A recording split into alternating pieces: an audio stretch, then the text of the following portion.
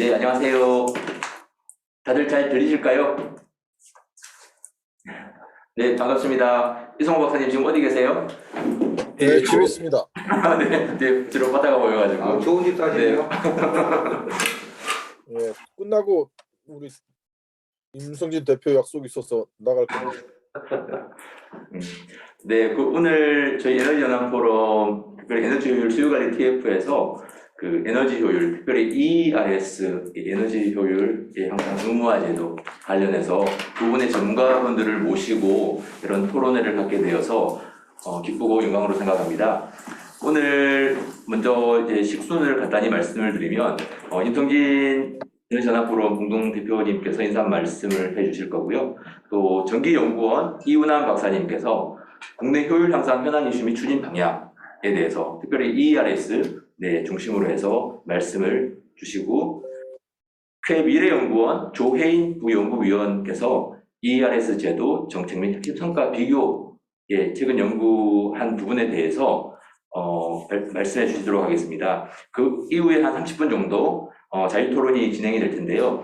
여기 현장에 참석하신 분들과 또 온라인으로 현재 함께 해주고 계시는 분들께서 자유롭게 의견을 개진해 주시면 좋을 것 같습니다. 그럼 먼저 임성진 에너지 전환 포럼 공동대표님께서 인사 말씀 해주시겠습니다. 예, 안녕하십니까. 거창하게 인사말이라니까 좀 그렇고요. 예, 그냥 누군가 서두를 꺼내야 되니까 제가 말씀을 드리겠습니다. 물론 지금 에너지 전환이 선거에 정치적으로 이용이 되면서 굉장히 지금 혼란스럽고 왜곡된 상황입니다. 이럴 때일수록 그 에너지 전환의 기본부터 저희들이 다시 가다듬고 정리하고 이렇게 사회적 합의를 많은 동의를 끌어내는 다시 시작한다는 마음이 굉장히 중요하지 않을까 그렇게 생각을 합니다. 특히 에너지 전환에서 사실 가장 이제 유럽에서 정책의 efficiency first라고 이야기를 하죠.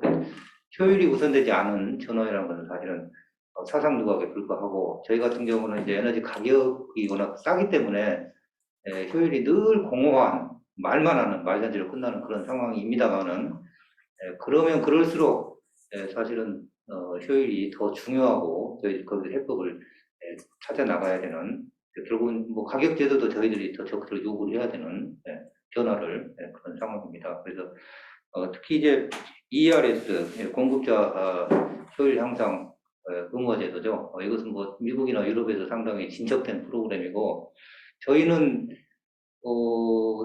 이게 내일 모레 시행을 한다 그래가지고 이게 했나 그럴 정도로 맨날 말만 하고 이렇게 이런 상황입니다. 그래서 이게 정말 중요한 제도입니다. 사실은 여러분들 잘 아시다시피 유럽의 전력 회사들, 대규모 전력 회사들이 화석 에너지, 석탄 중심에서 지금 재생 에너지로 다 바뀌었고, 또 그냥 재생 에너지로 바뀌어가지고 펑펑 전력 생산해서 막 그냥 팔아먹기만 하는 게 아니라 에너지 효율 부분을 전력 사업자들이 굉장히 중요시하게 생각을 하고, 또 정책적 효과가 아주 가시적으로 나타납니다. 그쪽 같은 경우 물론 이제 가격에 여러 가지 작동 원리도 작용을 하고 있습니다만은,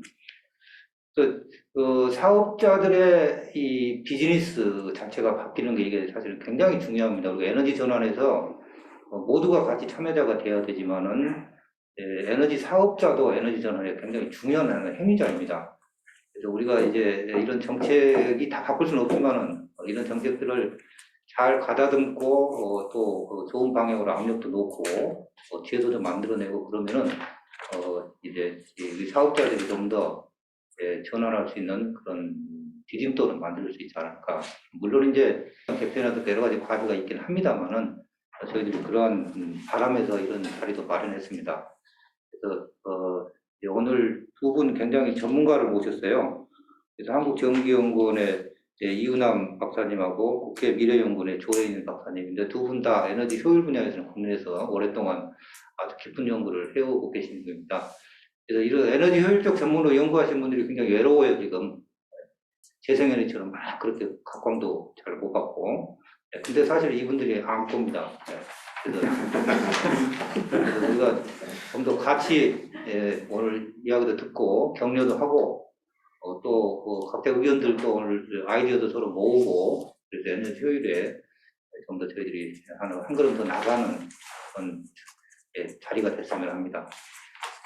말하다 보니까 좀 길어졌네요. 그래서 제 이야기는 이것으로 마치고 오늘 이 자리에도 참석하신 분들, 귀한 분들 많이 있으시고 온라인에도 아주 훌륭한 분들 오늘 많이 지금 접속하고 계시는데 제가 일일이 이렇게 인사하는 못 드리겠습니다. 반갑고 감사합니다.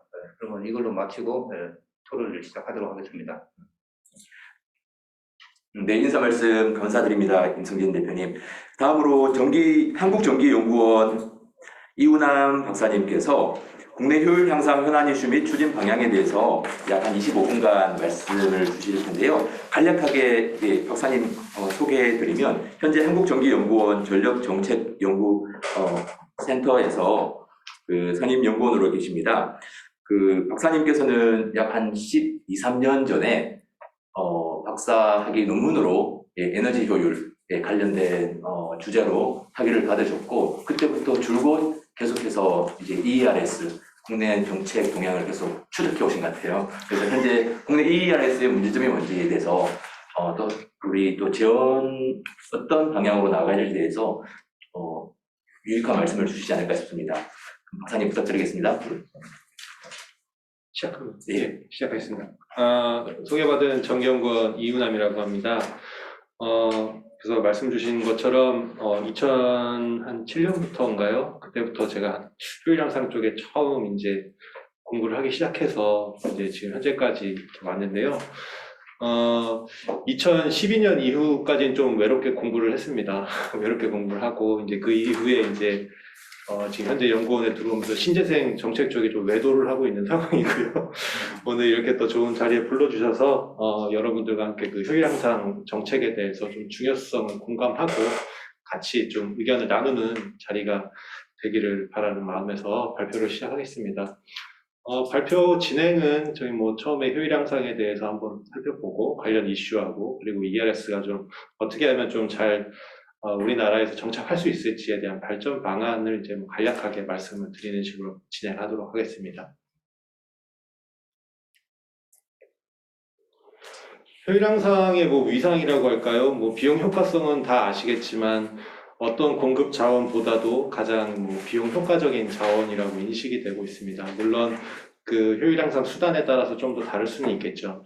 하지만 일반적으로 봤을 때 현재 정확한 최근의 데이터는 없지만 예전 한 16년도 기준으로 살펴본다면 미국의 경우 한 1.3센트, 한 15원 수준입니다. 최근에 한 20에서 한 30원 수준이 되는 걸로 알고 있고요.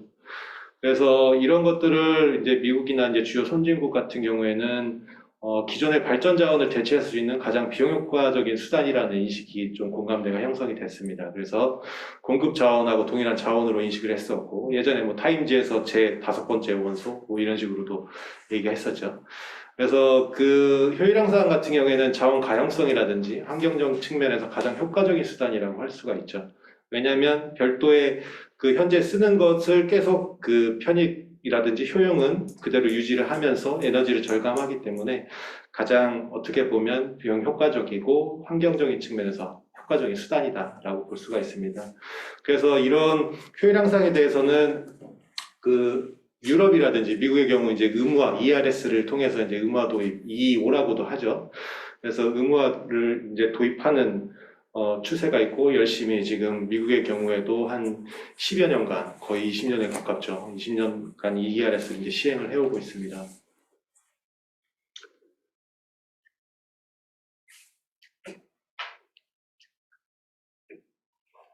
예, 전 페이지가 안 되네. 예.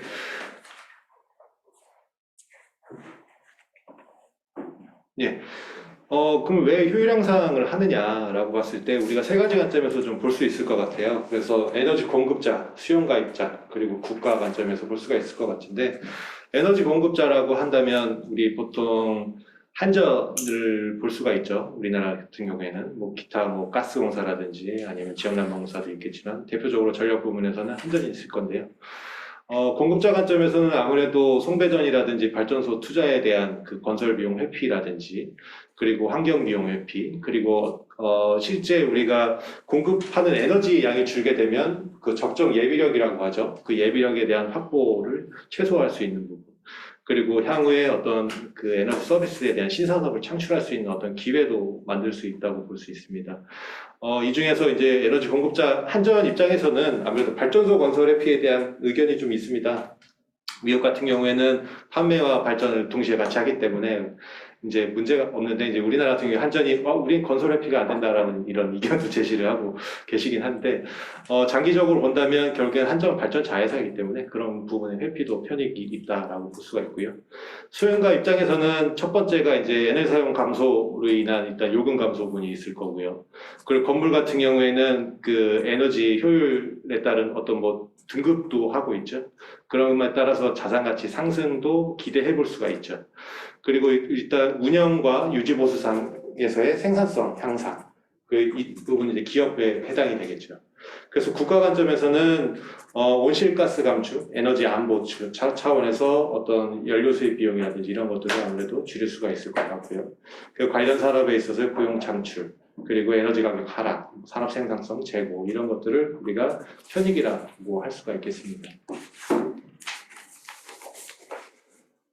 이렇게 이제 효율 향상이라는 것을 이제 그러면 어떻게 해야 될 것이냐라고 봤을 때 크게 푸시풀 메커니즘이라고 합니다. 그래서 초기에는 푸시, 그러니까 밀어주는 역할을 하죠. 효율 향상이 잘 갈 수 있게 보급이라든지 신기술의 어떤 새로운 효율 향상 기계 진입을 촉진하는 어떤 수단인 푸시 메커니즘을 활용하게 되는데요. 이 부분에서는 건물 인증이라든지 그리고 고효율 기기 인증, 그리고 라벨링 이런 것들이 보통 활용이 되죠.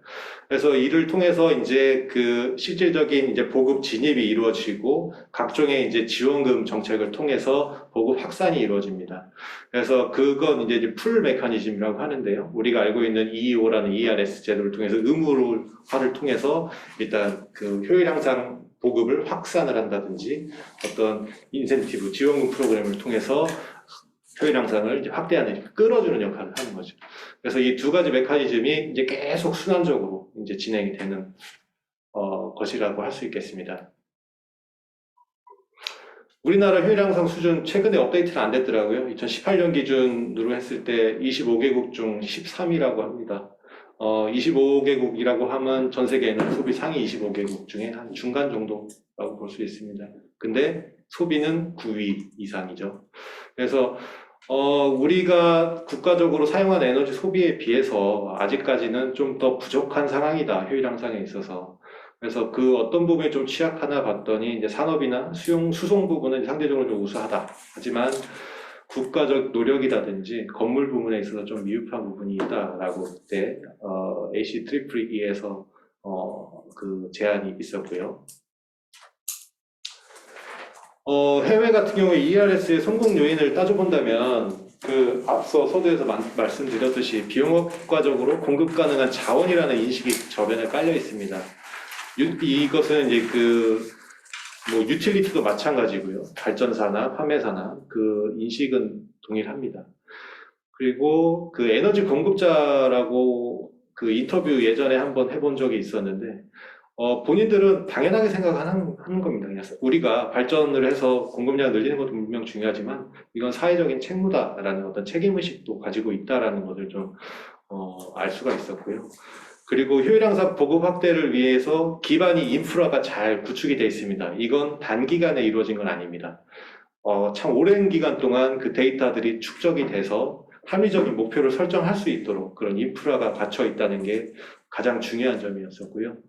그리고 그거를 이제 데이터를 생성을 함에 있어 어떤 measurement and verification이라고 하죠. 그래서 성과 계량 및 검증 체계들이 잘 갖춰져 있어서 그 결과에 대한 투명성이라는 신뢰성을 제고하고 있다는 겁니다. 그리고 마지막으로 이제 우리나라에서는 가장 중요한 이슈가 되고 있는 부분 중에 하나죠. 그래서 의무화를 통해서 그 시행자 입장에서 발생할 수 있는 어떤 수익 감소에 대한 부분을 어떻게 해줄 것이냐에 대한 어떤 적정한 보상 체계, 디커플링이라든지 성과 인센티브라든지 이런 것들이 어느 정도 그 이해관계자의 의견, 다양한 의견 수렴들을 통해서 그것들이 조율되고 시행이 되어 오고 있습니다. 그래서 그 아래 그림을 보시면 처음에 이제 효율 향상을 이제 보급 확대를 하기 위해서 과연 얼마나 가능할 것이라는 시장 평가와 잠재력 평가들이 이루어지게 되죠. 그래서 그걸 통해서 정부와 그리고 관련 이해관계자, 그 의무사를 포함해서 그 목표 설정에 대한 합의를 하고요. 그 목표에 따라서 이행한 것에 대한 시행 결과를 평가합니다. 임팩트 이밸루에이션을 하고, 그리고 시행자 입장에서 과연 이 시행들이 절차가 잘 진행이 됐는지, 혹은 좀 더 보완할 건 없는지에 대한 절차에 대한 평가, 그리고 새로운 기술들은 더 없을지에 대한 신규 기술을 발굴하는 이런 선순환 구조가 잘 갖춰져 있다라는 것을 알 수 있습니다.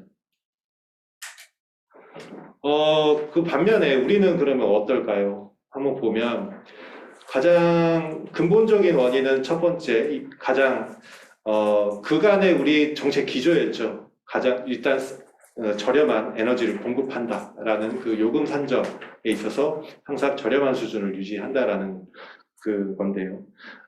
요즘에 그 유가가 상당히 올라가고 있음에도 불구하고 유가 연동제 뭐 이런 것들이 뭐 유명무실한 걸 보시면 아시겠지만 요금 산정이라든지 조정의 경직성이 상당히 큰 상황입니다. 그래서 결국엔 그 합리적인 요금 신호가 없기 때문에 에너지 원간의 합리적 배분이 좀 저해되는 측면이 있었다는 거고요. 그리고 한 4년 전에 ERS를 하자고 이제 시작을 했죠. 그래서 일단 실행부터 하면 중간중간 우리가 보완을 해가면서 잘 할 수 있을 거야 라고 했는데 첫 단추가 어떻게 보면 뭐 잘 됐는지 안 됐는지 뭐 그건 평가에 맡길 수 있겠지만 가장 중요한 건 효율향상 정보의 인프라가 없었습니다. 이런 것들이 없는 상황에서 일단 목표가 주어지고 그거에 대한 것들의 실행부터 하다 보니까 결국 그러면 이게 맞냐? 이게 과연 했을 때 효과가 이게 맞을까라는 것에 대한 신뢰성이 아무래도 떨어지게 되죠. 그리고 목표 설정에 있어서도 해외도 뭐 처음에 가장 낮은 수준부터 시작을 했으니까 뭐 점진적으로 1.5%, 1%, 2% 이렇게 가자라고 이제 목표를 설정해 한 부분. 그 단순하게 그냥 예산을 그냥 분배하는 것을 이제 알 수가 있고요. 그리고 이제 뭘 해야 될지도 잘 모르겠습니다. 그래서 제도 참여자분에 뭘 어떻게 해야 될지 그 체계들이 잘 안 잡혀 있고요. 그리고 한전이나 가스공사나 그 지역난방공사 입장에서는 해야 되는 건 알겠는데 이걸 어떻게 할지 모르는 상황에서 의무화가 되다 보니까 일단 울며 겨자 먹기로 하고 있습니다. 그들에게는 가장 중요한 그 유인이 있죠. 트루풋 인센티브라고 해서 난 판매량을 많이 높여야지 나의 수익이 많이 극대화되는데 왜 이걸 줄이라고 하냐. 그렇다고 성과 보상에 대한 것도 잘 갖춰져 있는 상황에서 그냥 하라고만 하면 어떻게 하냐 하면 당연히 정책적 저항을 받을 수밖에 없는 상황인 거죠. 그래서 그런 부분을 잘 타개해야 되는 부분이 있고요. 그래서 아래 그림에서 보시는 것처럼 다 눈을 가리고 그냥 일단 가고 있는 상황입니다. 그래서 이렇게 가고 있는 상황들을 우리가 어떻게 조준점을 잘 조준을 해서 우리가 성공적으로 목표를 달성할 것이냐가 가장 큰 이슈가 되겠습니다. 그래서 핵심 이슈는 크게 세 가지: 기술, 운영, 제도 부문으로 나눠볼 수 있을 것 같은데요. 기술 부문은 가장 어떻게 보면 가장 첫 번째 이루어져야 될 부분이고 가장 중요한 부분입니다. 그래서 효율향상 정보에 대한 인프라, 에너지 절감량을 산출하는 어떤 체계, 검증 지원, 그리고 대상 에너지원을 뭘 어떻게 할 것인지, 수단을 뭐 기기 중심으로 갈 것이냐, 아니면 시스템 중심으로 갈 것이냐, 건물 중심으로 갈 것이냐, 그런 것에 대한 어떤 점진적인 그 확대, 그리고 이런 정보 인프라를 가지고 실제 우리가 가능한 효율향상의 양은 얼마가 될 것이냐라는 것들에 대한 정량적인 평가를 통해 절감 잠재량이라든지 목표 설정이 이루어져야 되는 이 네 가지가 반드시 선행이 되어야 됩니다. 그리고 그것들이 이루어졌다면 이제 실제 운영을 할 수가 있겠죠. 그래서 ERS의 운영 부분은 이제 크게 다를 건 없습니다. RPS, 지금 현재 시행하고 있는 RPS도 어차피 마찬가지고요. 의무의 메커니즘에 대해서 목표를 어떻게 부과할 것이냐, 그리고 그걸 통해서 인증서를 발급할 거냐 말 거냐, 그러면 인증서 발급하면 그걸 거래하도록 할 거냐, 뭐 그런 것도 있을 것 같고요. 그리고 평가 체계, 이것을 구축하는 거는 MNV도 여기에 분명히 포함이 되겠지만 시장이라든지 우리가 전체 시장에 대한 평가, 그리고 우리가 그 프로그램에 시행한 그 프로세스에 대한 평가, 그리고 실제 비용 효과적으로 이뤘는지에 대한 경제성에 대한 평가, 이런 것들을 체계에 대한 것들이 구축이 돼야 되고, 그리고 그 의무사에 가장 저항이 되고 있는 비용 보전이라든지 성과에 대해서 우리가 어떻게 인센티브를 줄 것이며 그걸 못 지켰을 경우에 어떻게 페널티를 부과할 것인가에 대한 부분도 좀 중요한 부분이 될 거고요. 그리고 주체별 역할이라는 것은 이제 뭐 정부라든지 뭐 공급 의무사 그리고 이 제도의 시행 주체 뭐 이런 것들에 대한 각각 주체별 역할을 정립하는 것도 중요한 부분이 되겠습니다. 그리고 제도 같은 경우에는 현재 고시에 머물고 있는 ERS에 대해서 이제 법제화를 어떻게 할 것이냐, 에너지 이용 합리화법으로 할 것이냐, 아니면 별도법으로 만들 것이냐, 그런 것에 대한 고민. 그리고 현재 그 배출권 거래라든지 RTS 제도와의 어떻게 연계를 해서 좀 어떻게 상호 보완적으로 좀 시너지를 낼 수 있을지에 대한 연계 방안도 있을 것 같고요. 그리고 공급자 대상이라고 하는데 현재 가스공사라든지 한남 같은 경우에는 소비자 접점에 있지는 않거든요. 그래서 이런 도시가스사라든지 그리고 수송 부분에 대해서 어떻게 좀 더 확대할 수 있을 것인지 그리고 제도 시행 기간은 뭐 얼마로 할 것이냐, 뭐 1년 단위로 평가할 것이냐, 3년 단위로 할 것이냐, 이제 뭐 그런 거에 대한 부분도 있습니다. 이 각각에 대해서 좀 한번 말씀을 드리면요. 정보 인프라 구축입니다. 현재 그 작년도에 에너지공단에서 발주가 한번 나왔습니다. 효율향상 계량화 모델 구축이라고 해서 연구가 지금도 수행을 하고 있으신데요. 2차년도가. 자원 DB를 이제 구축하기 위해서 이제 첫 과제가 나왔다고 볼 수 있는데, 세부적으로 저도 아직은 파악은 못했습니다. 그래서 이 부분을 좀 보면 어떻게 잘 설계가 됐는지 좀 파악을 할 수 있을 것 같고요. 그리고 이제 성과검증 체계의 확립, 이것도 앞서 말씀을 드렸던 부분이고, 그래서 정보 인프라를 일단 구축해서 빅데이터에 대한 어떤 분석을 통해서 우리가 실질적으로 얼만큼 우리가 효율 향상을 통해서 절감량을 달성할 수 있지에 대한 어떤 그 정보를 구축하는 게 가장 중요한 부분이고요. 그리고 잠재량 평가는 크게 목표 설정을 위해서 만들어진 부분이죠. 그래서 전체를 다 바꿨을 때, 경제적 합성을 고렸을 때, 그리고 프로그램의 어떤 그 시장의 그 제약 조건을 고려했을 때, 프로그램 예산을 기준으로 했을 때, 각각의 잠재량은 다 달리 나오게 됩니다. 그래서 가장 중요한 부분은 테크니컬 포텐셜이 얼마나 되는지, 그리고 비용 효과적인 기술을 정했을 때 이코노미 포텐셜이 얼마나 되는지, 그 기준으로 해서 목표를 부여를 하는 방식이죠. 근데 이 목표를 부여함에 있어서는, 그 이코노미 포텐셜 기준으로 하지만 전체 편익이 1 이상이 되도록 하긴 하는데 그 실제 뭐 저소득층에 대한 지원의 경우에는 경제성이 나올 수가 없죠. 그래서 그런 것들을 같이 포트폴리오로 고려를 해서 경제성 비용 효과적으로 이제 이루어질 수 있는 그 잠재량을 뽑아내는 것도 중요합니다. 그 대상 에너지원은 어떻게 할 것인가에 대한 부분입니다. 그럼 각각에 대해서 한전은 전기에 대해서만, 가스공사는 가스에 대해서만, 한나는 열에 대해서만 해라 라고 지금 규정은 되어 있는데 우리 뭐 정부 계획에서라든지 지금 화두가 되고 있는 그 P2X 에너지 간 전환 부문 간의 어떤 그런 것들도 좀 고려를 해야 됩니다. 그래서 통합 에너지 관점에서 효율 향상이 좀 필요한 부분이고요.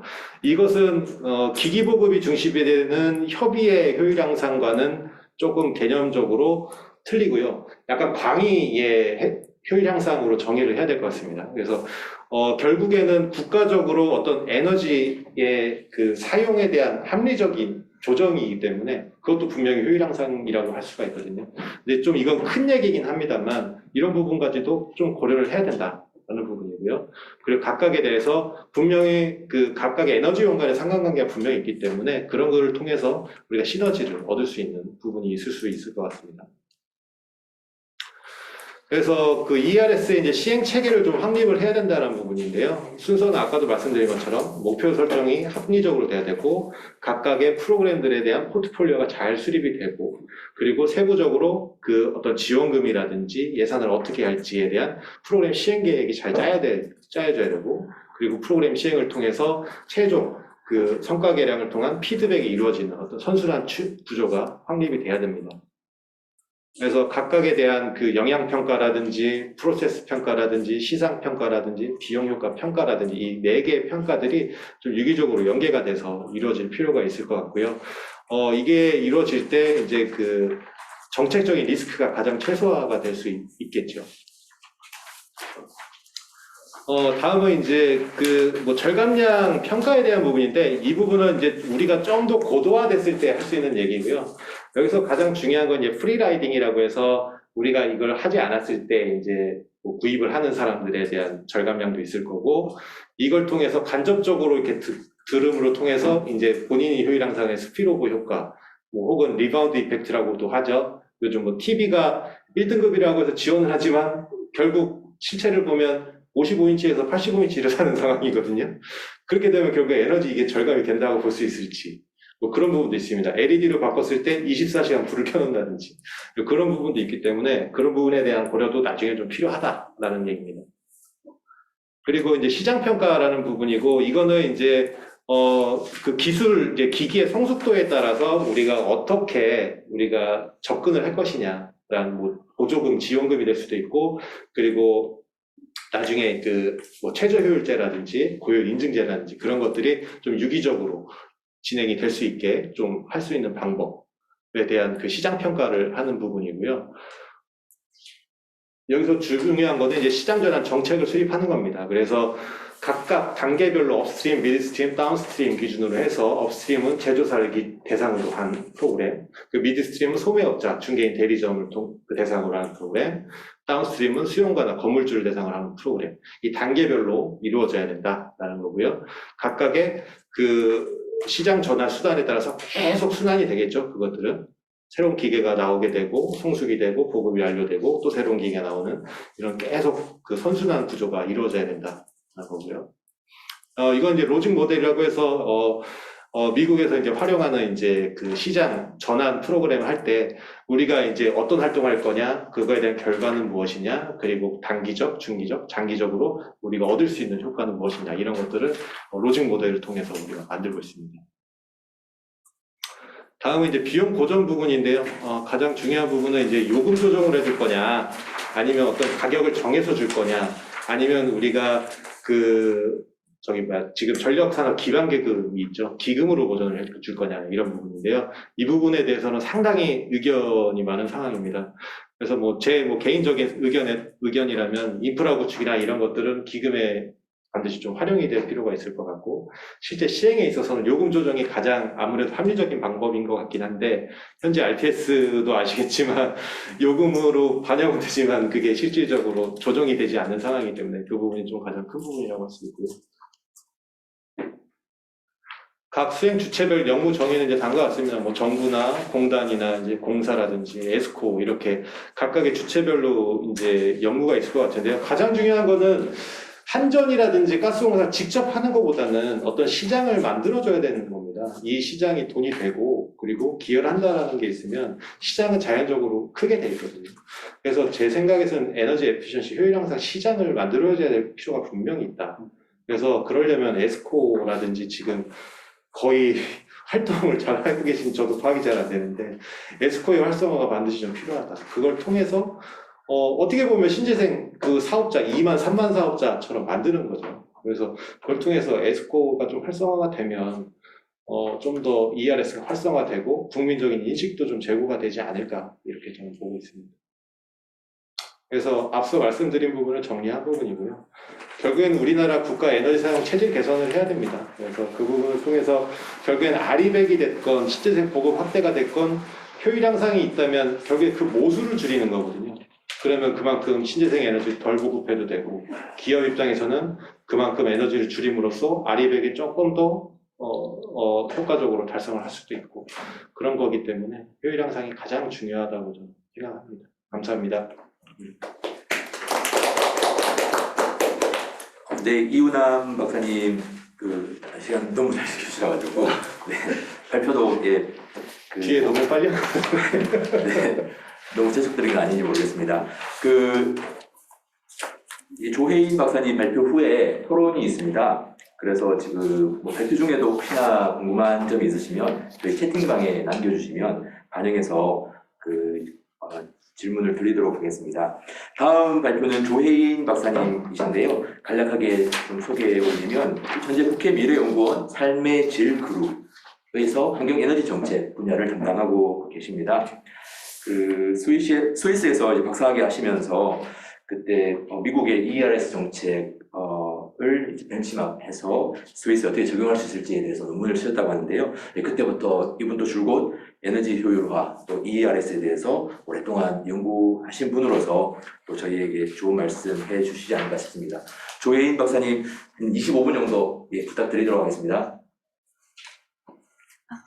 네, 감사합니다. 일단 화면 공유하겠습니다.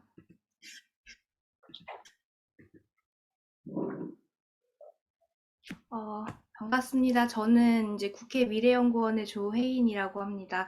저는 이제 스위스에서 전력회사와 함께 일을 하면서 에너지 효율 향상 프로그램을 이제 실질적으로 어떻게 운영해야 될지를 많이 연구해 왔습니다. 그리고 이제 한국에서 미래연구원에서도 ERS가 국내에서 어떻게 이제 현황이 어떠한지를 작년에 조금 연구를 했는데요. 그 연구 결과에 바탕해서 오늘 발표를 조금 해보도록 하겠습니다. 발표 순서는 크게 이제 제가 연구했던 국내 사례와 국외 사례로 나누어 봤습니다. 보여지는 표는 이제 산업통상자원부 고시에 나와 있는 에너지 공급자와 관리 기관의 업무 사항입니다. 이에 따라서 이제 작년에 에너지 공급자인 한국가스공사, 그리고 한국지역난방공사, 그리고 관리 기관인 한국에너지공단을 대상으로 인터뷰를 수행을 해봤습니다. 그 결과 문제점을 다음과 같이 크게 나눠볼 수가 있었는데요. 그게 이제 제도적 문제, 구조적 문제로 나눠볼 수 있었고, 제도적 문제 안에서는 과도한 정보 목표, 그리고 모니터링 시스템의 부재, 재무적 보상 방안의 부족, 그리고 행정 시스템의 비효율성, 비형평성 등이 언급되었습니다. 말씀해주신 이제 문장들을 조금 제가 인용을 해보자면, 정부 목표치에 대해서는 이제 한국의 상황을 전혀 고려하지 않고 해외 사례를 적용한 비현실적 목표다. 그리고 실적 이행을 위한 신규 사업 품목 개발에는 제한이 많아서 이제 에너지 효율 향상 품목 개발이 힘들다라는 말씀이 있었고요. 모니터링 시스템에 대해서는 이제 그 모니터링 방법을 수립할 때 선례라든지 명확한 가이드라인이 없어서 이제 수행하는 데 어려움이 있다고 하시고, 또 정확한 계측 데이터가 없어서 되려 이제 정성적인 평가가 주를 이루기도 한다고 말씀하셨습니다. 또한 에너지 절감량이 실제 절감량보다 더 많이 산출되는 경우도 있다고 언급하셨습니다.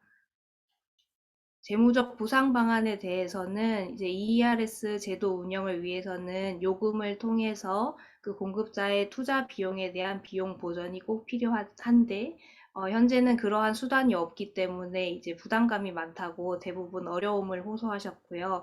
그리고 목표 미달성에 대한 페널티 및 초과 달성에 대한 인센티브가 전혀 없어서 지금 현재는 에너지 공급사는 수요 관리 투자에 대해서 굉장히 이제 미온적이라고 말씀하셨습니다. 행정 시스템에 대해선 먼저 이제 심의위원회에 대한 말씀들이 많았습니다. 이제 심의위원회는 국제 MNB 표준 수준의 성과 계량을 요구하는데, 이에 반해서 이제 성과 계량 방법론 개선을 위한 정보 제공이 미흡하다. 그리고 심의위원 중에는 이 제도에 지속적으로 참여하지 않는 사람들도 있고, 또 실질적으로 이 ERS에 대한 이제 완벽한 이해 없이 참여하는 사람들도 있다라는 말씀도 있었습니다.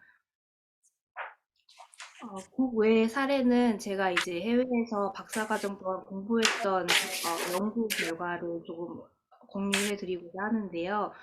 이제 미국의 경우에는 ERS를 제일 처음 도입한 주는 이제 텍사스고, 이제 1999년에 가장 처음 도입이 되었는데, 전체적인 미국 내의 그 에너지 효율 향상 사업을 보면 이제 오일 쇼크 후에 1970년대부터 쭉 시작해 왔습니다.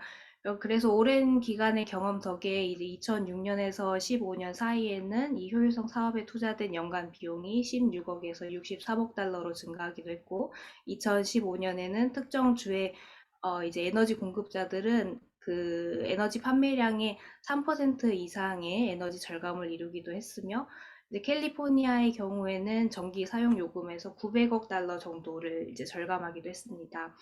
유럽에는 이제 EEO라고 해서 에너지 이피션시 오블리게이션이 존재를 하는데, 이제 스위스에는 전혀 그런 의무화 정책이 없습니다. 이제 그런데 자발적으로 2009년부터 특정 대도시의 이제 에너지 공급자가 에너지 효율 향상 사업을 수행하기 시작했습니다. 에너지 효율 프로그램이 운영되는 사이클을 보면 일단 에너지 효율 정책을 지원하는 정책이 바탕이 되어서 재원 규모가 결정이 되고 조달이 됩니다. 그리고 그 재원을 활용하고 관리하는 프로그램 및 이제 재원 관리자와 이제 결정자가 있을 것입니다. 그리고 이들을 통해서 프로그램이 이행이 되고 에너지 절감 효과를 이룬 뒤에 이제 평가가 이루어집니다. 그리고 평가의 바탕에서 재원 조달 방안 또는 규모를 결정하는 정책이 조정되는 그런 큰 이제 사이클을 갖고 있습니다. 크게 이제 이러한 사이클을 따라가기에 이제 대부분의 국가에서 이러한 사이클을 따라가기에 여기 투자 규모 단계부터 시작해서 각 단계별로 현황이 어떠한지 미국과 스위스의 케이스를 저는 이제 비교하면서 진단해 봤습니다. 먼저 에너지 효율 사업 투자 규모를 비교해 본 결과입니다. 이게 이제 미국에서 에너지 효율성 사업으로 가장 선진적 모습을 보이는 11개 주와 스위스에서 가장 선진 사례를 가지는 제네바를 비교한 것인데요. 이 비교 대상이 많아서 정확하게 수치를 보긴 어려운데 제너럴한 트렌드를 보시면 시간에 따라서 꾸준히 상승하고 있는 것을 보실 수가 있습니다. 자료가 많아서 이제 그중 탑 3인 매사추세츠, 버몬트, 로드아일랜드와 이제 제네바를 비교를 해봤습니다. 그 세 주의 경우에는 2006년엔 20달러 정도가 투자되었는데 2014년엔 거의 80달러로 증가했음을 볼 수가 있습니다. 여기 단위는 이제 그 참여하고 있는 그 에너지 효율 프로그램의 수혜를 받는 사람 한 명당 투자 금액이 어느 정도가 들어가는지입니다. 근데 그때 그 수치를 이제 제네바의 경우를 살펴보면 제네바 역시도 이제 2011년까지는 증가 추세를 보이다가 조금씩 떨어지는 모습을 보실 수가 있습니다.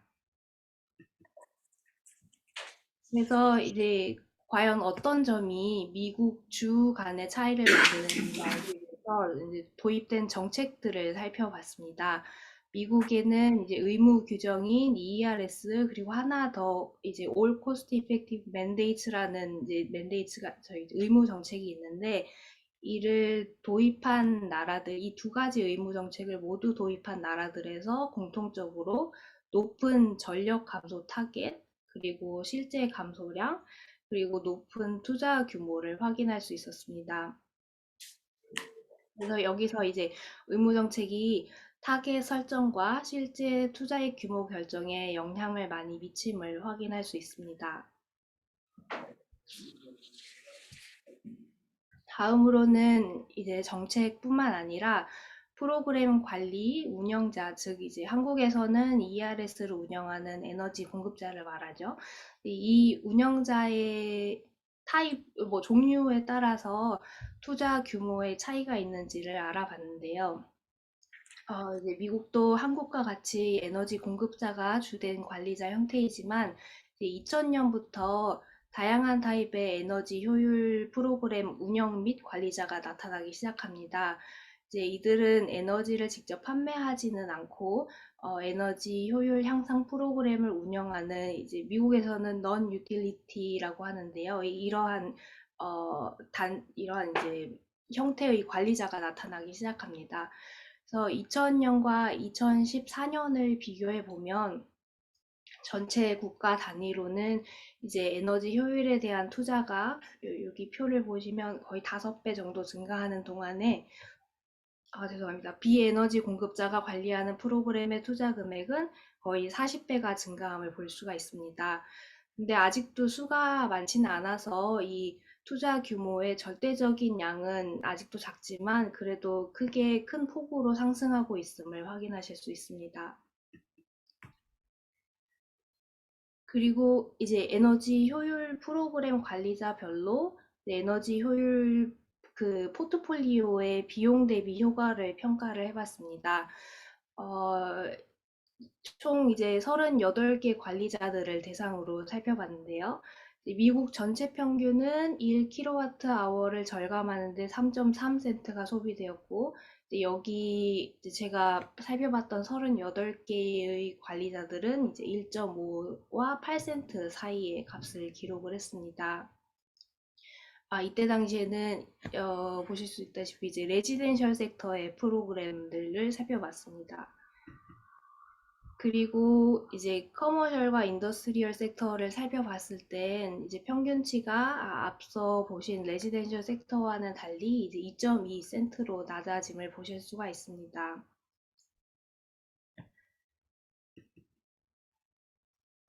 이제 그렇게 앞에서 그 에너지 효율 포트폴리오 단위로 이제 알아봤고, 그 내의 각 프로그램들이 어느 정도의 비용 대비 효과를 갖는지 살펴보면서 이제 전체 포트폴리오의 비용 대비 효과를 낮추는 이유를 찾아봤는데요.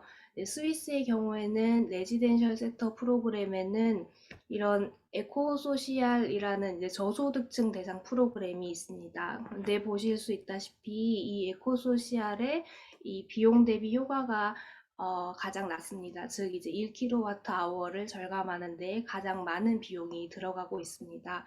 그래서 스위스의 경우에는 이 저소득층을 대상으로 하는 프로그램들이 이 전체 에너지 효율 향상 포트폴리오의 바틀넥으로 작용하고 있었습니다. 그래서 이제 미국의 선진 사례에선 그 저소득층 대상 프로그램이 어느 정도의 비용 대비 효과를 갖는지 이제 비교하면서 살펴봤는데요. 보시면 아실 수 있듯이 스위스에 비해서 여기 이제 버몬트, 오렌지 색깔의 버몬트가 아주 낮은 비용으로 그 저소득층에서 에너지를 감소시킴을 보실 수가 있습니다. 그 이유를 이제 인터뷰와 이제 문헌 조사를 통해서 살펴보니 크게 두 가지가 있었습니다. 이제 에너지 프로그램 그 자체뿐만 아니라 그 시민사회 등을 이제 인볼브를 시켜서 다양한 프로그램을 영입시켜 이제 공동으로 프로그램을 수행한 점, 그리고 연방 단위의 그 다른 정책을 활용해서 이제 재원 확보를 했던 점이 그 큰 이유였습니다. 제가 이제 이러한 연구 결과로 얻은 결론을 살펴보면 그 에너지 공급자가 관리하는 에너지 효율성 프로그램의 활성화를 위해서는 이제 정책의 역할이 아주 크다는 점이었습니다. 예시로는 이제 앞서서 보셨던 감축량 타겟을 설정하는 데 있어서도 정책의 역할이 컸고, 비용 대비 효율이 높은 에너지 전략 방안을 모색하도록 유도하는 것에도 정책의 역할은 컸습니다. 그리고 이제 비용 보전 방안이 필요한데 미국의 경우에는 그런 코스트 리커버리 메커니즘이 각 주별로 다양하게 많이 있습니다. 그래서 그러한 정책들이 이제 에너지 공급자들이 조금 더 이제 개런티를 받고 그런 이렇게 확정을 받고서 이제 활동을 하기에 이 에너지 효율성 프로그램의 활성화를 더 도움을 이제 찾을 수가 있었고요. 그리고 특정 프로그램의 비용을 사전에 배정을 해두어서 예를 들어 이제 그 저소득층을 대상으로 하는 프로그램은 대부분 비용을 많이 배정을 해두었습니다. 그래서 이 비용이 다른 비용과 더 이렇게 섞이지 않게 딱 그 비용만을 배정함으로써 이제 프로그램을 조금 더 활성화시키기도 했습니다. 그리고 무엇보다도 규모 경제 그 이코노미 오브 스케일과 그리고 꾸준한 경험을 통한 학습이 비용 대비 효과를 상승시킴을 볼 수가 있었습니다. 그래서 이제 스위스도 2009년부터 시작하면서 경험을 쌓아오고 있지만 아무래도 미국과 비교를 해봤을 때 그리고 유럽 내의 그 다른 좀 앞서가는 나라들, 덴마크와 같은 나라들과도 비교를 해봤을 때 아직 스위스가 많이 뒤처지는 부분은 이제 그런 경험이 없는 점들이 이유로 많이 이제 내세워졌습니다. 그리고 이제 다양한 그룹 및 조직과 협업을 해서 이제 리소스에 대한 부담을 좀 줄이는 방안을 찾는 것이 필요함을 확인할 수 있었습니다. 저는 여기까지 발표를 하겠습니다.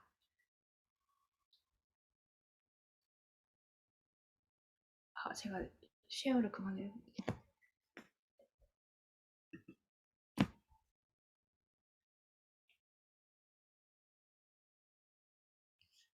네?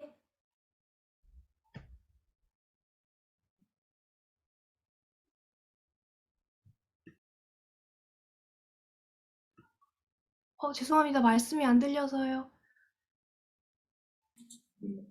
아, 네, 이제 들립니다. 네네. 몸이 좀, 몸살기가 있는 걸로 알고 있는데요. 참석 또 지켜주시고, 발표해 주셔서 아닙니다. 감사합니다. 네, 제가 좋은 컨디션으로 하지 못해서 그게 죄송할 따름입니다. 죄송합니다. 고맙습니다. 네. 지금 이제 저희가 한 30분에서 지금 한 35분까지도 가능할 것 같은데요.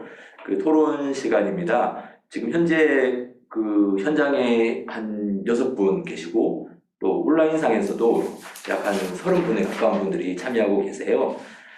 그래서 앞서 발표하신 이우남 박사님, 그리고 조혜인 박사님 말씀하신 부분, 또 한편 뭐 궁금하신 부분을 여쭤봐도 좋을 것 같고요.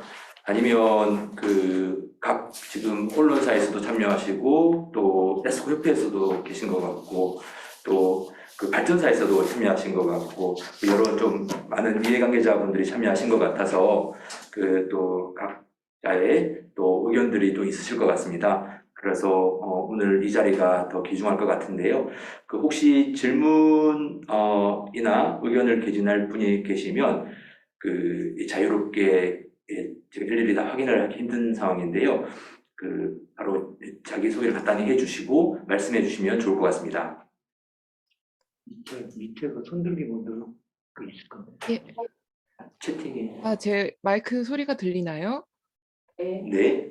네, 안녕하세요. 저는 서울대학교 환경대학원에서 박사 과정을 수료한 신희영이라고 합니다. 현재 에너지 전환 포럼에서 에너지 효율 관련 과제를 같이 수행을 하고 있습니다. 사실 제가 사전에 발표 자료를 공유받고 좀 읽어보면서 이렇게 궁금한 점들이 있어서 미리 준비를 좀 해왔는데 잠시 화면 공유를 해도 괜찮을까요? 네.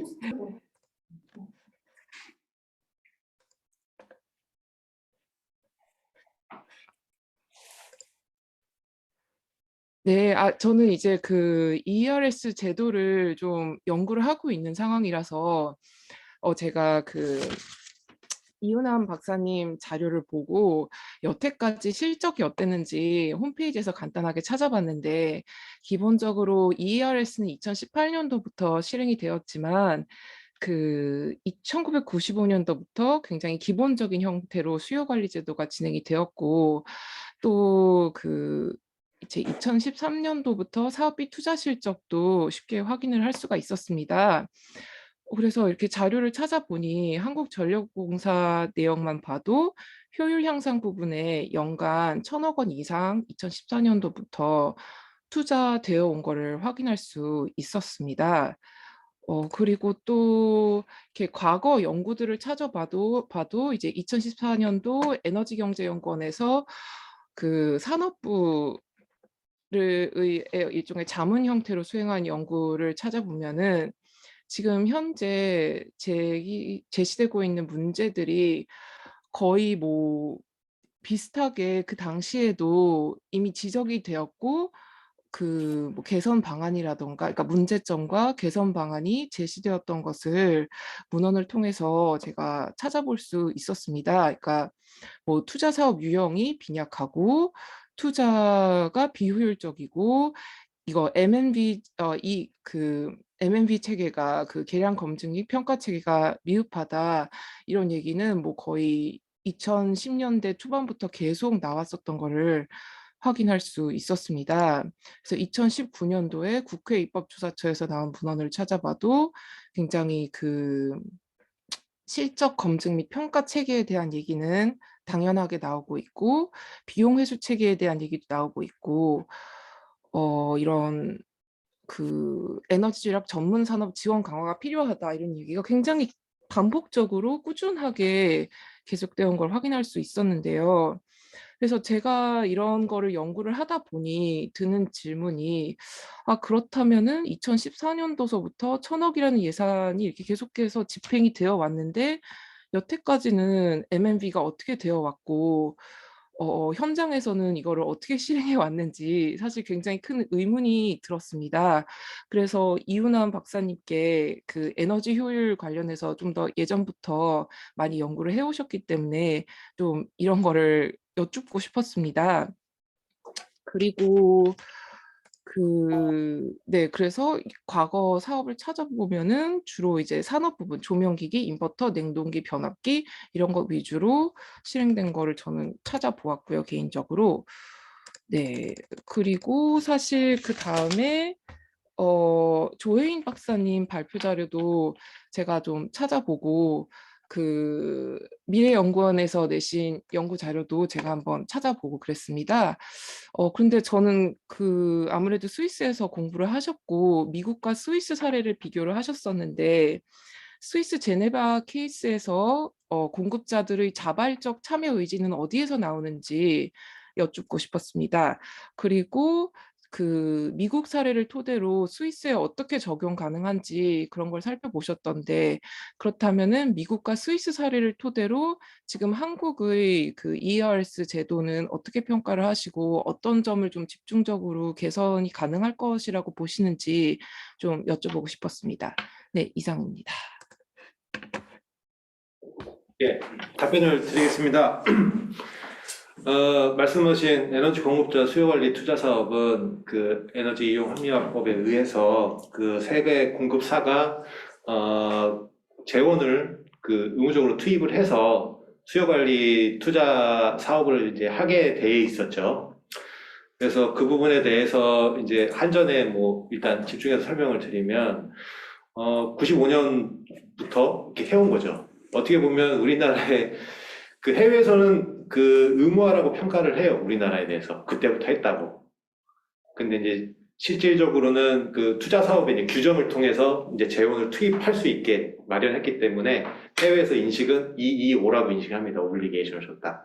근데 그 부분에 있어서 효율 향상과 수요 관리라면 효율 향상, 부하 관리, 기반 조성 이렇게 세 가지가 있잖아요.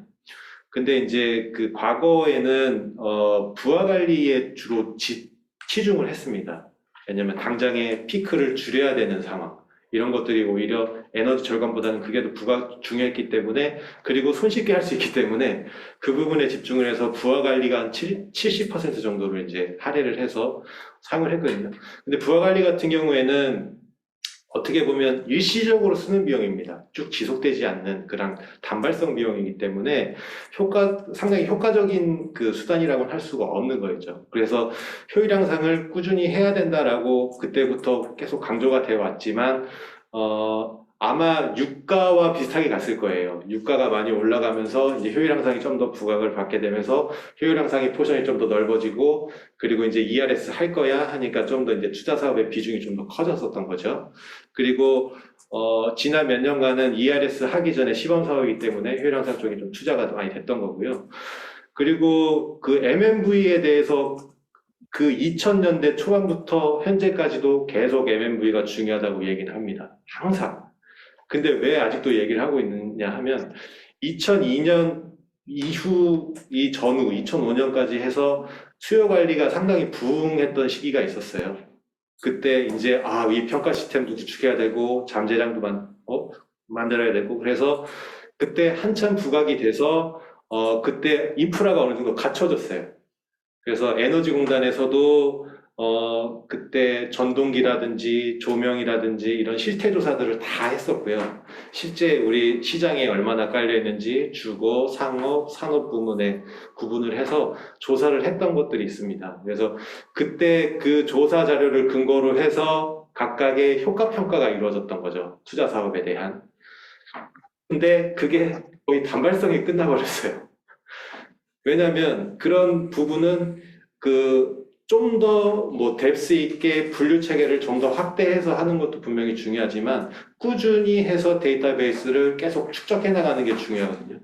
그러다 보니까 그때 한 잠깐 반짝한 사이에 어떤 데이터들이 만들어지고 이후에 관리가 안 되다 보니까 그때 이후로 그냥 그때의 데이터만 쓰는 걸로 그냥 계속 상황이 왔습니다. 그래서 그런 부분에 있어서 이제 더 이상 진전이 없었기 때문에 이제 이런 부분들이 계속 얘기가 되어 왔던 거고요. 왜냐하면 기기 구성의 변화도 분명히 있었거든요. 예전 그때는 형광등이 중심이었다면 그때는 지금은 어떻게 보면 LED의 중심이 되고 있잖아요. 가전기기만 해도. 그래서 그런 그 시대의 변화라든지 시장 전환 관점에서의 어떤 계속 순환 구조를 갖도록 데이터베이스가 쌓여야 되는데 그러지 못했다는 점. 그게 이제 아직까지도 MMV가 중요하다는 인프라 구축이 중요하다는 말이 계속 나오는 이유고요. 그리고 또 질문이 뭐셨죠?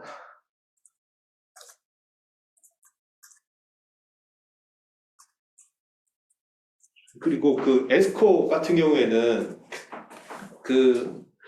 그때도 분명히 중요하지만 지금 앞으로 가장 중요한 이슈거든요. 어떻게 보면 시장의 참여자로서 역할을 많이 할 수 있도록 좀 시장을 열어줘야 되는 부분이 있는데 그런 부분이 좀 상당히 아쉬운 부분이 좀 있고요.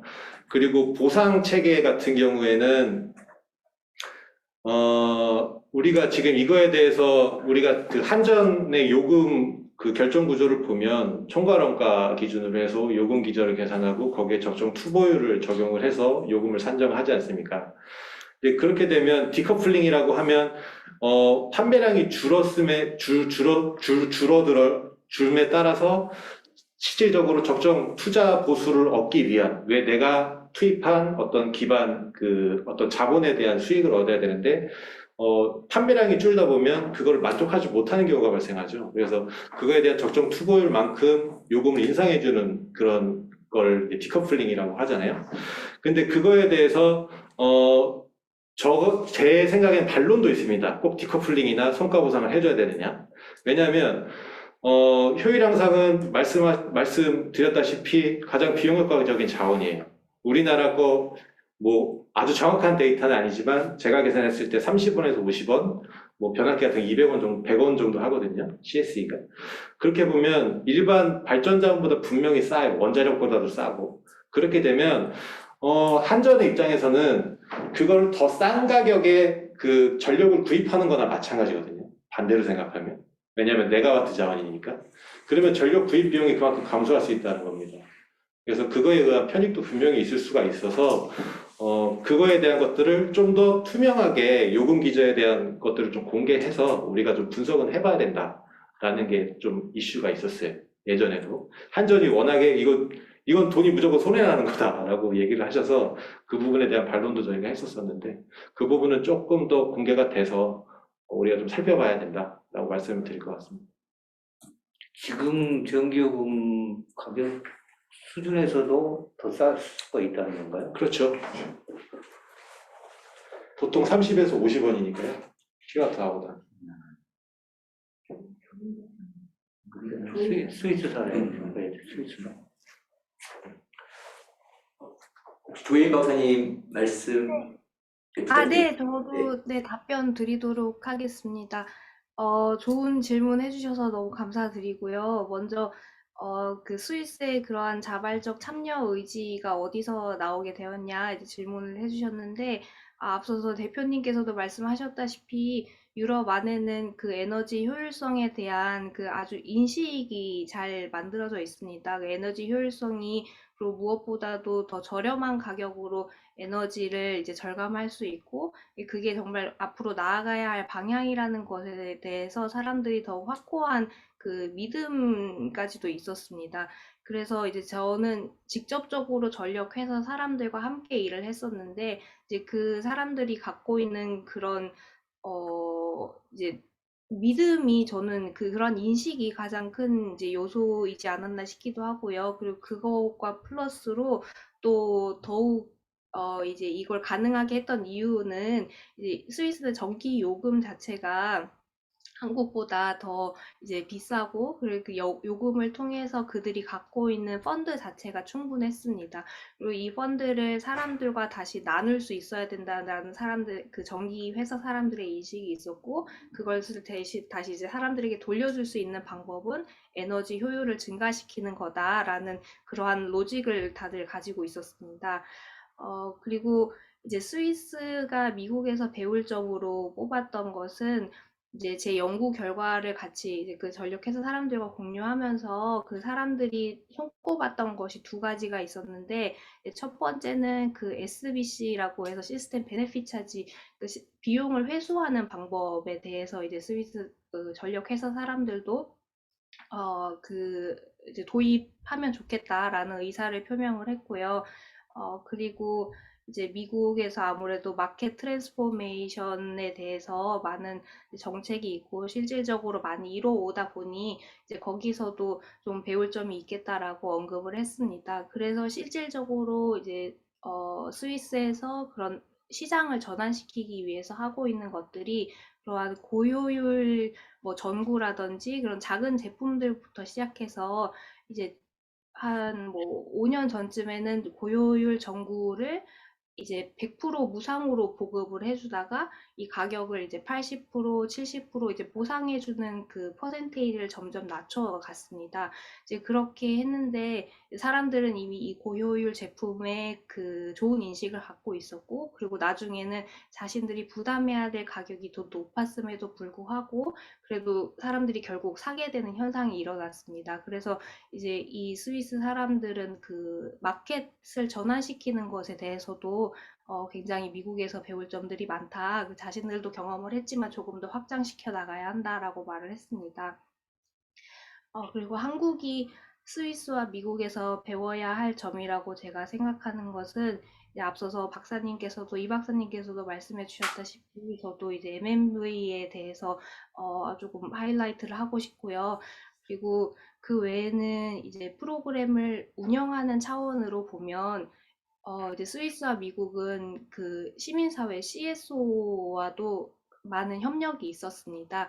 아무래도 CSO들이 이제 시민사회에 대해서 알고 있는 그 정보가 더 많았고 시민사회와 더 밀접한 관계, 아니 시민들과 직접 더 밀접한 관계가 있었기 때문에 이 전력 회사들은 시민사회들을 영입을 해서 자신들이 한 번 더 일을 해야 돼. 어쩌면 이제 예를 들어서 이제 전력회사가 직접 프로그램을 운영한다 이러면 시민들에게 직접 찾아가서 이 프로그램을 홍보해야 되고 알려야 하기 때문에 거기서 들어가는 코스트가 또 발생합니다. 하지만 시민사회를 영입함으로써 미리 이 시민들에 대해서 그 정보를 갖고 있는 시민사회를 영입함으로써 그 코스트를 또 줄이게 되는 효과가 있었거든요. 그래서 그렇게 다양한 그 부류의 사람들을 영입하는 것이 인볼브를 시키는 것이 중요하다.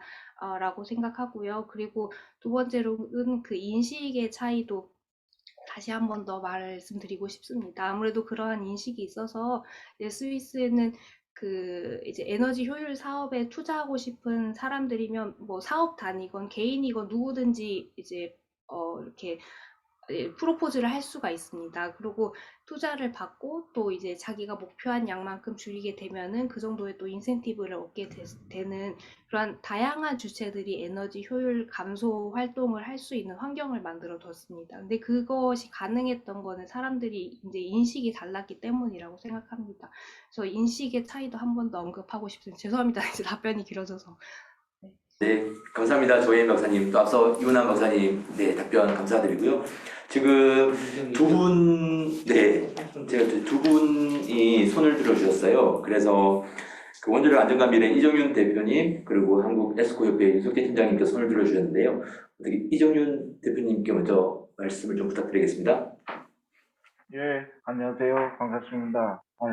오랜만에 아주 좋고 유익한 자리가 돼서 감사하다는 말씀드리고요. 제가 뭐 이쪽 전문이나 전공 분야는 아니지만 관심을 잘 들리나요? 네. 네, 관심을 갖고 보고 있었는데요. 2019년 3차 에너지 기본 계획에서도 에너지 이용 합리화 기본 계획에서도 계속 쭉 에너지 효율 향상 의무화제도 ERS를 법제하겠다.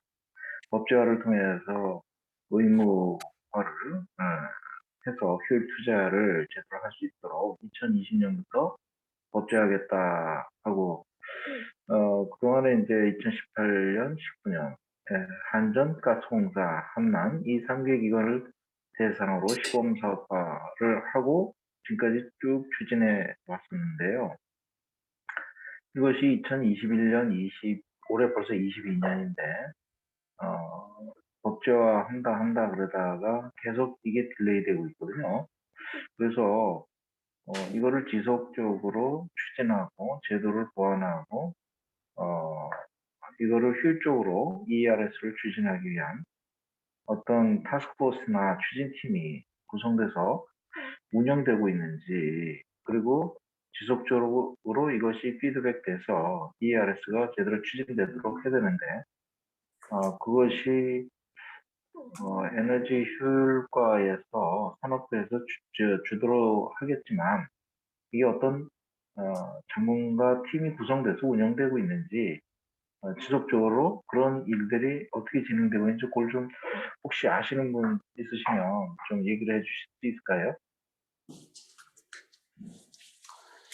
네, 네, 이제 현재 그 저희가 에너지 ERS 네, 제도 도입 관련해서 계속 그 법 도입이 계속 연기되고 있는데요.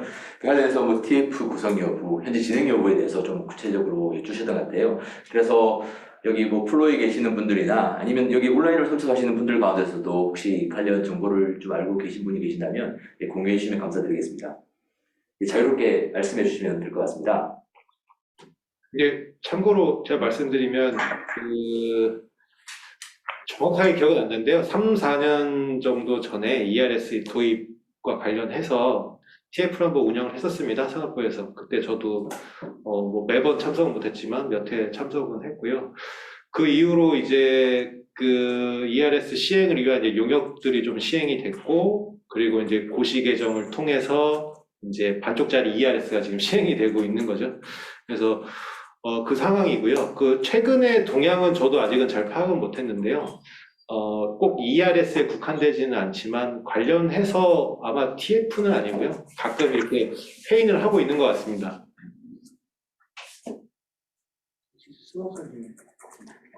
네.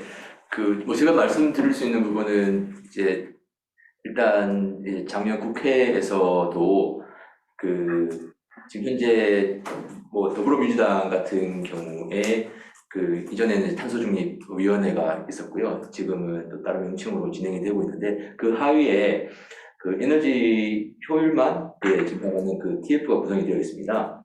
실제 이제 또 분과가 여러 개로 구성이 되어 있는데 그래서 이제 뭐 산업부부터 해서 에너지 효율과 그렇고 이제 국회에 자리를 마련해서 계속 제도 어떤 도입에 대해서 이런 논의를 일단 국회와 정부 간에는 추진 중인 걸로 알고 있습니다. 예, 감사하고요. 제가 이제 가장 궁금한 거는 이게 법제화가 계속 지연되고 있는 이유가 어디에 있을까요?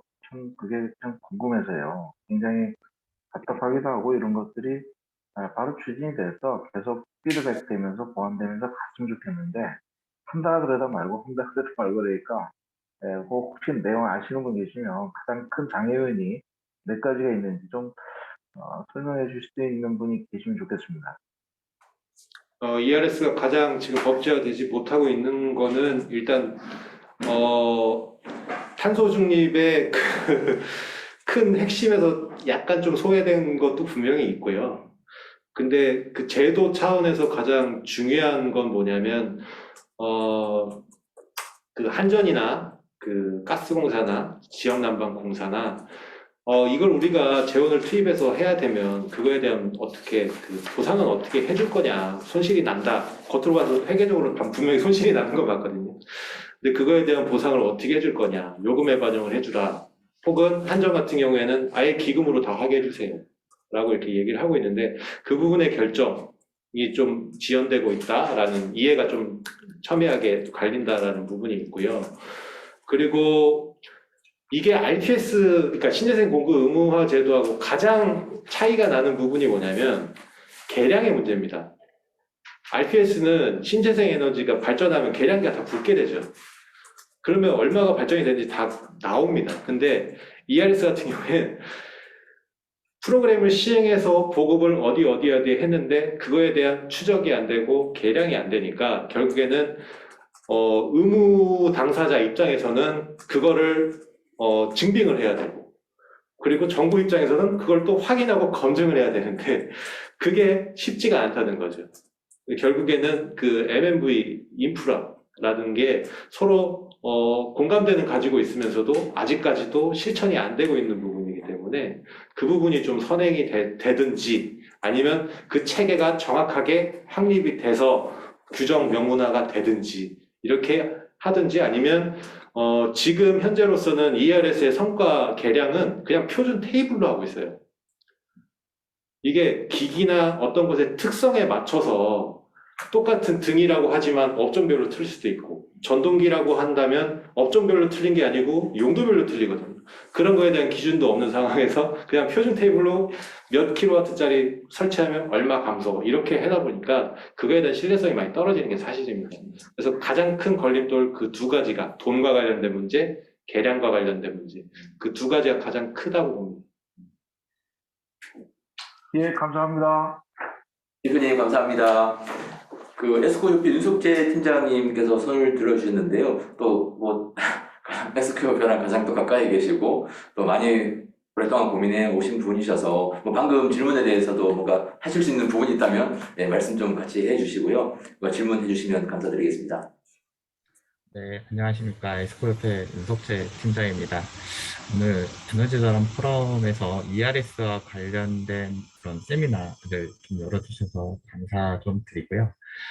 실제 ERS를 바라보는 우리 업계 입장은 기대가 엄청나게 컸습니다. 2000년, 2010년대 초반부터 이와 관련된 얘기가 나왔고, 실질적으로 제도가 시행이 된다라고 했던 부분들은 또 본격적으로 논의가 된 부분들은 2016년 이후에 논의가 되기 시작해서 18년부터 시범 사업의 형태로 진행이 되는 과정이 있었는데, 실제 업계에서 바라보는 부분들은 ERS에 관련된 사항도 시행되고 논의되고 있는 과정들은 너무 실망스럽다. 한마디로 이제 실망스럽다라고 볼 수가 있고요.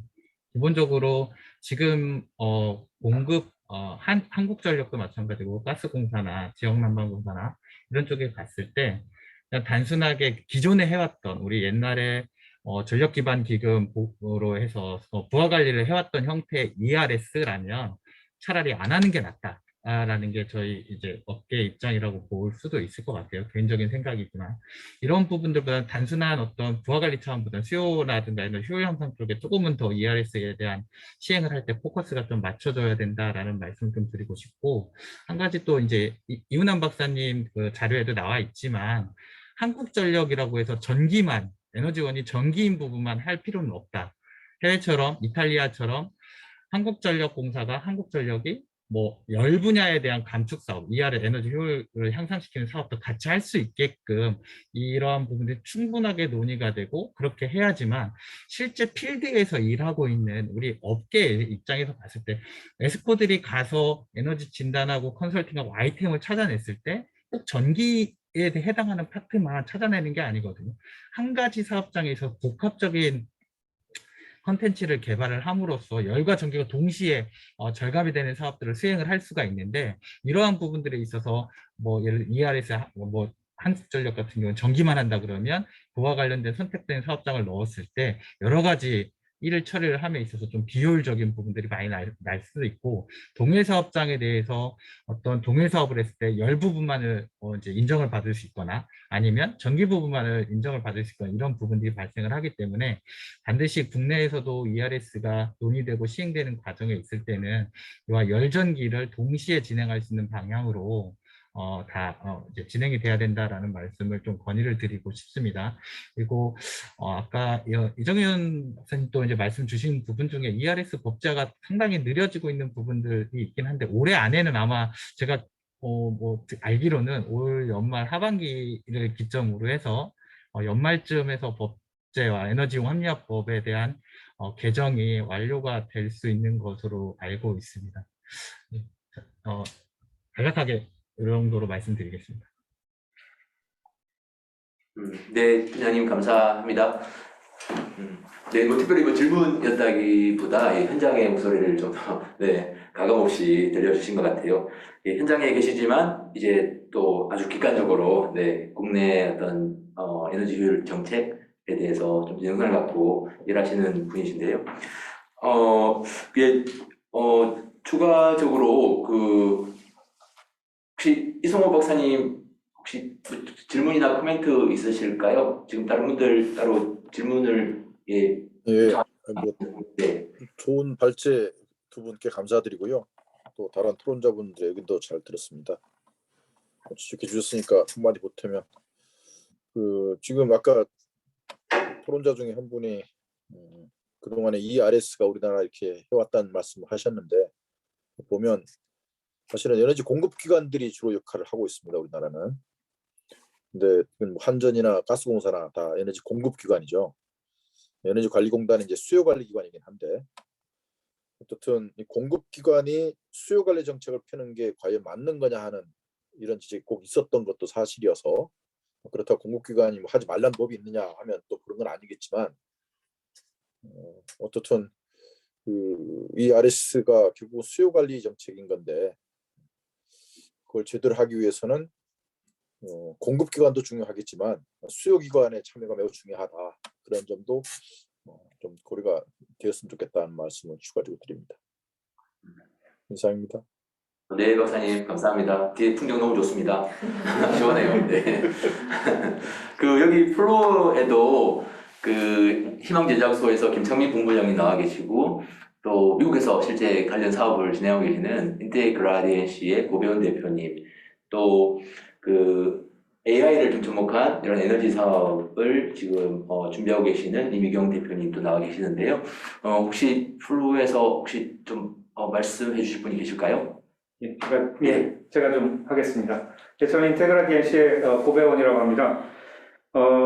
메모는 굉장히 많이 해서 할 얘기 좀 많은데 일단 중요한 얘기 한 두 가지 정도만 좀 말씀을 드리면 저는 이제 제가 미국에서 노스캐롤라이나 주에 있으면서 실제로 NGO의 회장도 하고 또 미국 정부 단체나 이런 데 로비도 좀 많이 하고 그러면서 또 제 사업도 하고 있고 그래서 이런 에너지 효율 특히 저는 이제 건물 쪽에 관련된 일을 하고 있기 때문에 그런 에너지 효율 정책들을 좀 많이 이제 보아봤습니다. 연구를 한 건 아니지만 근데 저희 주 같은 경우도 듀크 에너지라는 이런 전력회사하고 굉장히 많은 싸움을 하고 있는데요. 최근 들어서 사실 듀크 에너지가 거의 모든 프로그램들을 다 죽여버리고 있어요. 그 이유는 저는 이성호 박사님 말씀하신 거에 전적으로 동의하는 게 공급자들이 주도해서 풀어나가는 이런 프로그램들이 스스로 자기들이 로드블락을 굉장히 많이 만들어서 이것 때문에 못해 그리고 이것 때문에 안 돼 이런 식으로 계속해서 대중들한테 어필을 하다 보니까 이게 오히려 인식 확산이 잘못돼 가고 있는 그런 거를 저희 NGO들이나 시민단체들이 많이 느껴서 지금은 뭐 거의 모든 프로그램들이 이제 사라지고 있는 상태에서 반대로 아까 말씀해 주신 분처럼 시민단체들이나 이런 오히려 수요자들에게 좀 직접적으로 혜택이 가는 그래서 정부에서 공급자들을 거치지 않는 이런 프로그램들이 조금씩 이제 늘어나가고 있고요. 주정부에서도 그런 어떤 예산들을 좀 많이 반영을 하고 있어서 저희도 굳이 이렇게 에너지 공급자들이 뭐 보상 대책이라든가 또 이런 어떤 계량의 문제라든가 이런 것 때문에 저항이 좀 있다면 자꾸 그것 때문에 법제화를 주기보다는 그냥 차라리 과감하게 포기를 하더라도 좀 수요자들한테 직접적인 혜택을 주는 방향으로 전환을 좀 하는 게 어떤가라는 좀 급진적인 생각도 해보고요. 그리고 또 하나는 이제 제가 건물 쪽 입장에서 보면 건물이 사실 우리나라에서 차지하는 비중이 상당히 작습니다. 왜냐하면 산업에서 쓰는 에너지가 거의 대부분이고요. 건물은 상당히 비율적으로 보면 작은데 그럼에도 불구하고 많은 국민들이 체감을 할 수 있는 곳이기 때문에 건물 에너지 효율을 너무 소홀히 하지 않고 이거는 어떤 전체적인 감축량보다는 국민적인 인식을 확산하는 차원에서도 좀 건물 쪽에 좀 집중을 해주셨으면 좋겠다라는 생각이 들고 다만 지금 국내에서의 건물의 에너지 효율 정책이 주로 아파트에 집중되어 있어요. 뭐 제로 에너지 건축 정책도 그렇고 뭐 여러 가지 그린 리모델링이나 이런 지금 신도시 리모델링 사업도 그렇고 대규모 아파트 단지에 중심이 되어 있는데 사실 제가 지지난주에 국회에 가서 조호석 의원이 주최한 의원실에서 주최한 포럼에서도 발표를 했지만 사실 사회적인 약자들이 주거하는 주거의 형태는 국내에서는 많은 부분이 사실은 다세대나 다가구나 연립 이런 우리가 이제 얘기하는 빌라 뭐 심지어는 고시원 이런 데들에 많이 이제 시중되어 있는데 국내 이런 제로 에너지 정책이나 이런 그린 리모델링 정책들이 사실은 그렇지 않은 건물들에 오히려 많이 집중이 되어 있어서 이런 제도 자체가 지금 이미 사회적인 불균형을 오히려 더 확대시키는 이런 좀 쪽으로 가고 있는 것 같아서 에너지 효율을 하면서도 동시에 이런 어떤 사회적인 복지 차원에서의 정책도 같이 좀 고려를 해서 그쪽으로 좀 중심이 옮겨갔으면 하는 게 제 바람이고요. 마지막으로 조혜인 박사님께 좀 제안을 드리고 싶은 건 이제 제가 미국에서 활동을 하다 보니까 그 AC의 뭐 발표라든가 이런 것들을 매년 들여다보고 있는데 사실 아까 그 보여주신 버몬트주나 로드아일랜드주는 상대적으로 인구가 굉장히 작기 때문에 투입하는 비용이 상대적으로 좀 많은 거여서 아마 인구 대비당 그 효율에 투입하는 비용이 아마 높았을 거예요. 그래서 제 생각에는 로드아일랜드나 버몬트주는 국내에서 스위스가 참조하기에는 괜찮았을 거예요. 그런데 저희 대한민국이 참조하기에는 조금 무리가 있는 주의 데이터인 것 같고요. 차라리 제 제안으로는 기후 조건도 비슷하고 또 발전원도 좀 비슷한 그리고 AC의 그 평가를 보면 항상 탑을 차지하는 매사추세츠주 아까 이제 말씀하셨는데 거기나 뉴욕주 이런 데가 아마 국내 사정하고는 좀 비슷하지 않을까. 특히 뉴욕주 같은 경우는 뉴욕시랑 대도시도 같이 갖고 있고 나이스라라는 그 굉장히 좋은 조직도 갖고 있어서 정책적으로 볼 때는 그쪽을 좀 더 참고하는 게 국내에서는 더 효율적이지 않을까 그런 제안을 좀 드리면서 코멘트를 마치겠습니다. 네, 감사합니다, 대표님. 네, 혹시 그 온라인에서 혹시 추가적으로 그 질문이나 코멘트 있으신 분이 계신다면, 네, 자유롭게 말씀을 해주시면 좋을 것 같습니다. 네, 특별히 없으신 것 같은데요. 네, 아까 전에 이제 짧게나마 저도 이제 그 국회에 있으면서 그 이제 에너지 효율 TF 또 발전 분과 이렇게 이제 의원님 좀 지원해드리면서 한 적이 있었는데 또 다행히 또 국회 미래연구원의 에너지 효율을 좀 전문적으로 또 이렇게 하고 계시는 조혜인 박사님을 뵙게 돼서 너무 반갑고요. 사실 국회에서의 그런 이제 시민사회에서의 그런 압력이랄까요? 네, 그런 게 많이 필요할 것 같고, 동시에 또 국회에서 역할이 또 중요할 것 같은데, 근데 아무래도 의원님들이 워낙 바쁘시다 보니까 또 에너지 분야에서도 이 에너지 효율이 상대적으로 좀 그 국회에서 논의되는 그런 기회들이 많이 적은 것 같습니다. 그래서 그런 부분에 대한 또 이제 시민사회나 또 학계 또 어떤 전문가분들의 또 인게이지 이런 것도 필요하지 않을까 이런 생각이 드는데요. 네, 그럼 특별히 다른 질문 없으신 것 같고 시간이 이제 55분쯤 됐는데요. 마칠 시간이 된 것 같습니다. 임성진 대표님께서 짧게 인사해 주시고 마치면 어떨까요? 네. 예, 하여튼 뭐 오랜만에 좋은 시간 감사합니다. 여러분들이 같이 참여해 주셔서 감사하고 서두에서 말씀드렸듯이 에너지 효율은 가장 중요한데도 불구하고 되는 것도 없고 갈 길이 멀고 그렇습니다. 그런데 사실 이걸 우리가 해내지 않으면 에너지 전환은 불가능하기 때문에 어려우면 어려울수록 저희들이 더 해결책을 찾아내야 된다. 이런 오늘 그런 생각이 새삼 들었습니다. 그리고 옛날에 이제 그 수요 관리를 제가 처음 벌써 한 20년이 넘었는데 독일에서 할 때 그때도 전기요금이 가장 큰 문제였어요.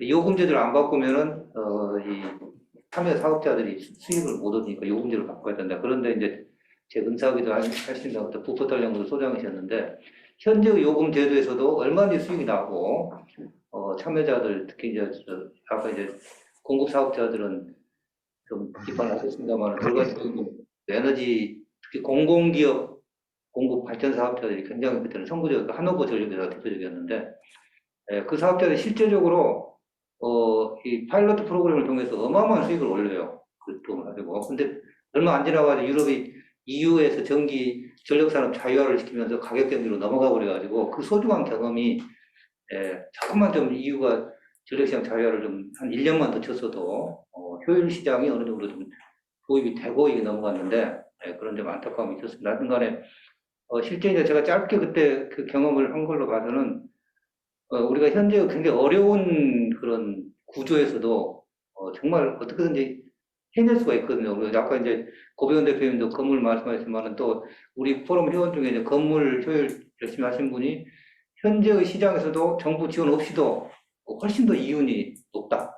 늘 강조하신 분이 있어요. 그래갖고 이제 뭐 우리는 집 안 지어봤으니까 잘 모르겠습니다만은 늘 그랬는데 그러니까 어렵고 정부가 느릿느릿하고 제도가 잘 안 바뀌고 정말 답답하고 이래도 이제 물론 그것도 동시에 적극적으로 변화를 요구하고 견인을 해야겠습니다만은 현장에서 어떤 변화들을 만들어내는 게 굉장히 중요하다 그런 생각이 새삼 이제 우리가 힘을 모으면은 얼마든지 하나씩 할 수 있다 하는 생각이 좀 들었고요. 그래서 오늘 귀중한 말씀 저도 많이 공부하고 감사했습니다. 이제 이런 것들을 계속 축적하고 모아서 더 하나씩 많은 걸 서로 같이 해나갔으면 좋겠습니다. 오늘 긴 시간 감사했습니다. 네, 감사합니다. 지금 20분 넘게 남아 계시는데요. 참여해 주셔서 너무 감사드리고 앞으로도 더 좋은 자리를 만들어서 또 이런 기회를, 이런 이야기들을 논의를 계속 진행해 나가면 좋을 것 같습니다. 함께 해주셔서 감사드리고 유은한 박사님, 조혜인 박사님 오늘 참여해 주셔서 좋은 발표해 주셔서 감사드리고 조혜인 박사님 완쾌하시길 바라겠습니다. 네, 감사합니다.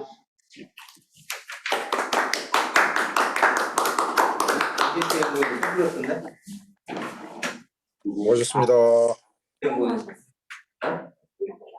이렇게 감사합니다. 감사합니다.